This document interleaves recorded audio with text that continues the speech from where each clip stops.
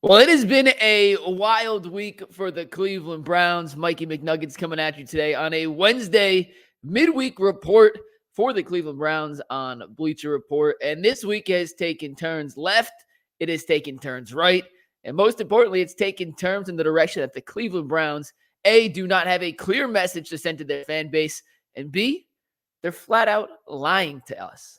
And I say us as a fan of the team, but more importantly, to the vast majority of Browns fans who have sat through years and years of ineptitude for this franchise, because right now what they're doing is inexcusable. Let's go back to Monday to get where we're at today on Wednesday. So they lose to the Eagles. The Browns fall to 1-5 on the season. After the game, Kevin Stefanski was immediately asked, "Hey, Kev, will you consider making a change at quarterback?" And Kevin Stefanski said, "Nope, Deshaun's my guy." End of story. It's a post-game presser. You don't expect him to say anything else. That is very typical for Kevin Stefanski and, frankly, for any NFL head coach to say in the immediacy after a game, especially one in which they lost and one in which the offense failed to score a touchdown. Mind you, Rodney McLeod was the only player on the Cleveland Browns to score a touchdown against the Eagles, and he plays safety.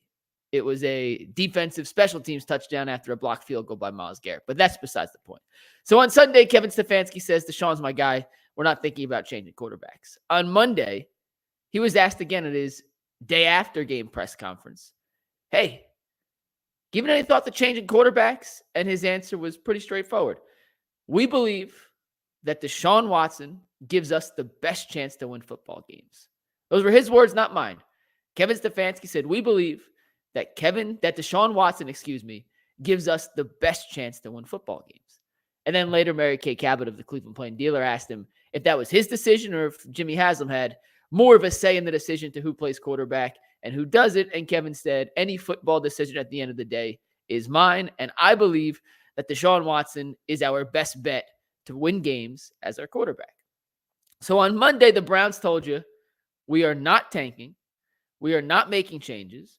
We believe we are still in a position to compete for a playoff spot. The season is far from over, and Deshaun Watson is the guy that will help us win games more than Jameis Winston, DTR, et cetera, any other option at quarterback right now. Those are the two other quarterbacks on the roster. But on Monday, the answer was, we're full go, no changes, let's make it work. On Tuesday, the Cleveland Browns traded their top receiver, Amari Cooper, to the Buffalo Bills for a third-round pick and a pick swap in the 6th and 7th rounds, which, if you go back to Monday, Kevin Stefanski said, "Well, this is our team. This is what we're rocking with. These are the guys that we're going to win with." But on Tuesday, you traded away your best receiver. And you could argue that he's had a terrible season, and I'm not going to debate that whatsoever. He leads the NFL in drops. He has 250 yards through 6 games, the lowest through 6 games in his career. He has looked like a shell of the Amari Cooper we've become accustomed to as Cleveland Browns fans over the last 2 years, who was the first receiver in franchise history to go over 1,000 yards in back-to-back seasons. He's on pace for 750 this year. He has not looked like the prototypical Amari Cooper, but nevertheless, whatever you were getting from Amari Cooper was still your most productive receiver through 6 games. And if you're going to tell us on Monday, we're still in it, we're not tanking, we're going for it, and then on Tuesday, trade away your best receiver, you're sending mixed messages to the fan base. That's not cool. Because if you want to tank, you can tank. That's fine. Just let us know so we can lower our expectations and stop being as invested in this team as we have been for the first 6 weeks of the season and, frankly, for the last 25 years since the team returned to Cleveland in 1999. But if you're going to go all in, you got to go all in. And if you're going to play this out until you're officially eliminated from playoff contention by mathematical standards, then you can't be trading your top receiver, especially with the trade deadline still 3 weeks away. The deadline's not till November 5th. It is October 16th. We got plenty of time to go before the deadline, and this deal would have been on the table in a few weeks if the Browns decided they still wanted to make a playoff push. But they decided not to. And on paper, and let's just take a step back for a sec and look at the Amari Cooper deal in a vacuum, they got a third-round pick for a receiver who wasn't going to re-sign next year. It's not a bad deal. Really isn't. They got Amari Cooper in the first place for a 5th-round pick from Dallas. They ended up trading him 2 years later for a 3rd-round pick to Buffalo. Granted, there's money implications that change the value of said player. When the Browns got him for a 5th, they took on $20 million in Amari Cooper cap space because they gave Amari his salary guaranteed up front this year and converted it into a signing bonus. Buffalo is giving away a third-round pick, but they're only paying Amari Cooper less than $1 million for the rest of the season. So it's not exactly apples to apples, but you got a third-round pick for a player who was not coming back last season and frankly had not performed to his standards this season. So in a vacuum, it's a perfectly fine deal. It is what it is. I just don't think you had to make it today or yesterday, excuse me. I don't think you had to make it now. Because if, and I'm going to take your word on Monday that you're not making a change at quarterback, that signals you're still in it. And with Nick Chubb returning this week, and we'll talk about Nick Chubb more in depth in a second, with Nick Chubb coming back this week against the Bengals, maybe that was the missing piece that could finally unlock this offense from being all-time historically bad to maybe just mediocre. If the Browns are playing mediocre offense right now, they're not a 1-5 football team. They probably have 3 wins. They're probably 300. And we're looking at this situation and this season in a whole different light. We'd be disappointed the offense hasn't been explosive, but we wouldn't be looking at the Browns and mock drafts and potential future quarterbacks and top 5 picks and all the stuff that we currently are because the offense has been historically bad. Not just regular bad, historically bad. So why do the Amari Cooper trade now? Why? Was he that unhappy in his current situation? Maybe. Who knows? He tweeted out, or he put on Instagram, after the trade, move or rust, which some people thought was a shot at Deshaun Watson. I didn't really view it as a shot at Deshaun Watson. I took it more as Amari saying, I'm either stuck here, and if I'm stuck here, I'm going to get rusty or move on to a new team, which would just indicate his excitement to play with the Buffalo Bills. So I didn't take it as a shot at Deshaun per se, but you certainly could make the case considering all the questions entering the year about, is Deshaun rusty? Is he not rusty? How will his shoulder play? So there may be a correlation. I didn't look at it like that. But with Nick Chubb coming back and a game against the Cincinnati Bengals on Sunday, and then another division game in the week after, you're not technically out of it. You're probably out of it. Don't get me wrong. I think the playoff chances at this point are like 1.85% for the Browns. So you're essentially out of it, but you're not dead yet. And if you're not dead yet, I just don't understand why you make this move now as opposed to waiting for 2 more weeks and seeing if something can come together and something can click on this offense. And maybe it is as simple as Nick Chubb back in the realm when this running game gets going to a level we hadn't seen it so far. Maybe it's as simple as that and everything falls into place. But now we'll never get a chance to see that. And I saw some people today arguing online that, well, it's really addition by subtraction by trading Amari Cooper because he leads the NFL in drops. He hasn't been the same Amari Cooper. And now you get a chance to evaluate if Cedric Tillman and Jamari Thrash and Elijah Moore and players of that ilk are worth keeping around as the Browns continue to redevelop and rebuild this receiver room. And my answer to that is, okay, maybe, but they're certainly not better than Amari Cooper and Deshaun Watson. It's not all his fault, but he is putting up a historically bad offensive season. Every advanced analytic on Deshaun Watson puts him in the same category as Jamarcus Russell and Achilles Smith and David Carr and Blaine Gabbert and some of the worst quarterbacks we've ever seen. Wouldn't you want to have, if you're trying to evaluate the future of your $230 million quarterback, wouldn't you want to have him with as many competent weapons around to just gauge for once and for all, for sure, with 100% certainty, whether or not he's the guy to lead your team in the future or you have to move on? And I'm not saying you can't do that with Jerry Jeudy and Cedric Tillman and Elijah Moore and David Bell and David Njoku. He still has weapons. But there are going to be people, and I will not be one of them, that say, well, you can't really judge Deshaun this year now because he's throwing to nobodies. I refuse to give him that excuse. I refuse to give any quarterback that excuse. You have to make the most of what you're surrounded with. And right now, Deshaun is going to be surrounded by an offense led by Nick Chubb, coming off one of the most devastating knee injuries we've ever seen. And how will that come together? We'll find out Sunday. We just won't be able to find out once and for all if Nick Chubb was the missing piece of this offense or if it was broken from the get-go. Cedric Tillman deserves a chance to play.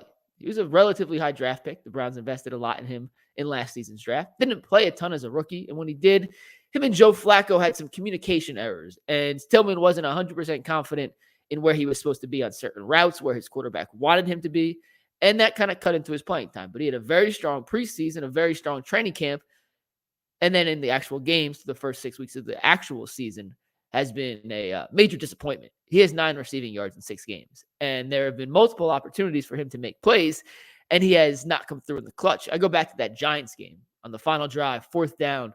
Deshaun throws an absolute dart. Granted, there was another guy open, probably an easier throw, but Deshaun decided to thread the needle and hit Cedric Tillman on a little slant route. It's an RPO play. And he hit Tillman right here, right between the 1 and the 9 on his jersey. And it hit the chest plate and it bounced out of his hands. And you can't make plays like that. So, yes, the Browns technically got rid of the NFL's leader in drops, but the guys stepping up to replace Amari Cooper are completely unproven.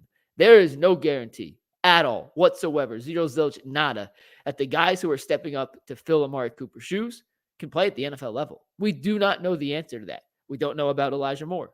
We have 3 years of data, and the data tells you, or 4 years, 3.5 years now, technically.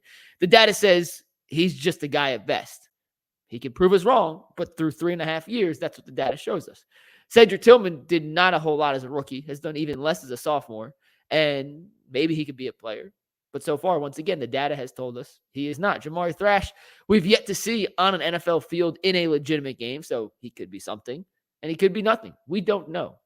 Jerry Jeudy is 248 yards through 6 games. He's had a couple of nice performances, but all in all, he's been just a guy for the Browns. But it's hard to officially judge or make some sort of conclusion on these guys because they're playing in the worst passing offense in the NFL and one of the worst passing offenses in NFL history. So my question is, I guess, for the Browns, what are you doing for the next 11 weeks of the season? Are you in fire sale mode? Are you in, best offer, can't say no, we'll give up some guys, but we want to still compete mode? Because I think what you do at quarterback is determine on what you want out of this season.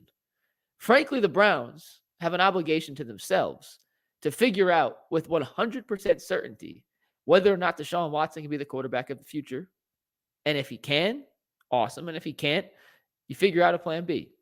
And while I have 95 confidence in my current evaluation that he just doesn't have it anymore, there is 5% of me that says maybe with a little more reps, with a little more comfortability, and maybe the Nick Chubb boost, he can find, he'll never be Houston Deshaun, but he can be an average NFL quarterback in that 18 to 24 range. And that is a far cry from what we expected. When the Browns traded for him, they traded for a top 5 guy, and I don't think he'll ever come close to being top 10, rather less top 5, but he could be at least a decent starting quarterback. I have a 5% gauge that is still in there somewhere. And give him 4 more games, 5 more games to figure it out. Because at this point, what are you going to lose? And if you're trading Amari Cooper, I feel like you're not waving the white flag on the season, but you're waving the white flag on the Browns figuring this out and putting together a hot streak to end the year. It's disappointing because this was a team with Super Bowl aspirations. This was a team that we all thought not only could compete for the AFC North, but could compete for the AFC representation in the Super Bowl. And through the first 6 weeks of the season, the only thing the Browns are representing the AFC in is a top draft pick. Them in New England. Right now, the Browns have the first pick in the draft. New England have the second pick in the draft, despite what Tankathon says. Tankathon is wrong, by the way. The Browns are the first pick in the draft, not the New England Patriots. But that's besides the point. The point is the Browns have lied to us. They've lied to you because they have told you all offseason that this was going to be an explosive new offense and that Deshaun Watson was fine and that everything behind the scenes, despite the question marks we had, was a non-issue. They flat out told us last year's offense wasn't good enough. They fired AVP. They didn't bring back Joe Flacco. They fired the running backs coach. They let the offensive line coach and run game coordinator walk out the door. And Kevin Stefanski said, don't worry, guys. We got it. Just believe. Just believe that Deshaun Watson will be Deshaun Watson again. And just believe that Ken Dorsey and his implementation of RPO and spread concepts will unlock the best version of Deshaun we've ever seen. And just believe us that Jerry Jeudy can be a true number 1 receiver. And just believe us that we could replace Bill Callahan with a new offensive line coach and a run game coordinator who has never coached in the NFL. And it's all going to be fine, guys. It's all going to be fine. Just be patient. We don't need to show you it in the preseason. Just be patient. It's going to work. You can just listen to all the reporters at a training camp telling you that it's flowers and it's roses and everything's perfect in training camp. Just believe us. It'll be fine. Newsflash, it's been anything but fine. It's been a disaster, a catastrophic failure on so many different levels that it's hard to pinpoint just one reason as to why the Browns are as bad as they've been. You could look across the board. Deshaun hasn't been good enough. The running game hasn't been good enough. The receivers haven't been good enough. The offensive line hasn't been good enough. The defense hasn't been good enough. And the coaching staff, and mainly Kevin Stefanski, hasn't been good enough. Like I said, it is a collection of failures on the Cleveland Browns right now, top to bottom. No one's without fault. No one's without blame. And Jameis Winston may be able to come in and provide a spark. But at this point, what does a spark do? And that's why I'm so frustrated with the Browns. Because if on Monday you tell us you're not going to make any changes, then don't make changes and let's see if Nick Chubb can fix it. And then if Nick Chubb can't fix it, all right, well, let's tear it down and start over. But I refuse to believe this Cleveland Browns roster, with as many guys who have accolades like All-Pro and Pro Bowl and first team, PFF, top graded, whatever, for as many guys that they have on this roster that have done incredible things in this league, there is no excuse and no fathomable reason as to why they're so bad. Now, yes, the quarterback plays a huge role in that. I am not oblivious to the reality of the situation. But if even he played at a competent level, like halfway decent, just okay, this team isn't that bad. And if you believe that, which some people do, we had Sean King today in the Ultimate Cleveland Sports Show, used to play quarterback in the NFL, won a Super Bowl with the Buccaneers back in 2002. He said, they're right there. There are guys open. There are players open. They just have to be better in protecting Deshaun so we can see it. And Deshaun has to be better in delivering the football on time, in rhythm, at the right place. So it's there. And maybe Nick Chubb was the missing link. And this may be the crazy fan of me talking because I almost don't believe myself as I'm saying it. And that could be fandom kicking in. But I just wanted to see one game with Nick Chubb. Even if he's 60% of old Nick Chubb, hell, 50% of old Nick Chubb, that's a massive upgrade in the running game. And if you have a massive upgrade in the running game, then your play action becomes more effective. And if your play action becomes more effective, then you can sprinkle in some of the stuff Deshaun Watson likes to do and what he was so successful doing in Houston into the offense. And then we get to finally see, or at least finally envision and enjoy what we were promised this offseason. And instead, we're never going to get that chance. Why? Because the Browns deceived us in the offseason. They deceived us on Monday. They've deceived us every step of the way. And they're going to continue to deceive us until they make some sort of definitive decision at the quarterback position. Or they make a definitive decision by Jimmy Haslam to relieve the duties of a head coach. Because right now we're just in a back and forth. One day it's this, and the next day it's that. Is it Deshaun's choice? Is it Kevin's choice? Is it Ken's offense? Is it Jimmy's call? We don't know. Is it Paul DePodesta, the puppet master? Is he the one pulling the strings on this entire operation? The reality is none of us know, and we're not going to get an answer. Why? Because when you ask them directly, they tell you something, but it feels more like a hostage video. Hey, don't blink if you're in trouble. It feels more like one of those than it does a real conversation and a real Q&A with the head coach about certain things. Kevin Stefanski has made a living being completely untransparent with the media. He says nothing, and he's very good at it. He'll talk to you for 40 minutes and say nothing at all.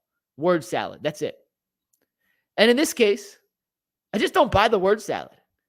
I feel like you could put everything Kevin Stefanski has said to us in every press conference, post-game, on Mondays, on Wednesdays, on Fridays. You put it through the BS meter, it would ring 100% every time. And I'm sick of it. And maybe I'm just tired and aggravated because this was supposed to be the week where everything came together. And when we saw Nick Chubb say earlier in the season, or at this time in training camp, it wouldn't have been the season, that he is eyeing a return somewhere between week 6 and 8. You looked at the calendar and you said, okay, the Browns are coming off a 3-game road trip, coming home to face the Cincinnati Bengals. They could be 4-3. They could be 5-2. Or no, they would have been, excuse me. We could be 4-2. We could be 3-3. We could be 5-1. I added an extra game there. My math. I apologize. But in my wildest dreams did I not imagine a 1-5 start for the Browns. And to get to this point and to get so close to at least having the ability to grasp what's right ahead of you and have it ripped away from you because the Browns traded Amari Cooper, it just feels like a slap in the face. And I feel like Browns fans deserve better. And one last thing about why the Browns are lying to you guys and to us and to everybody. If Nick Chubb was out one more week, let's say Nick Chubb couldn't have played until week 7. Week 8.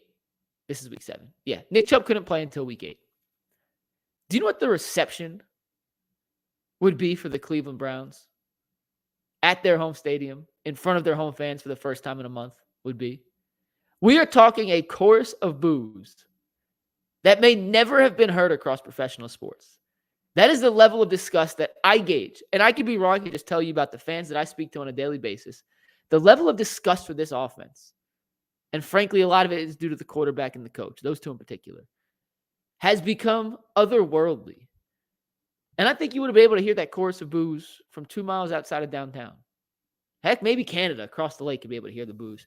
But instead of facing the reality of what they frankly deserve, they're going to be paraded and showered with cheers for Nick Chubb.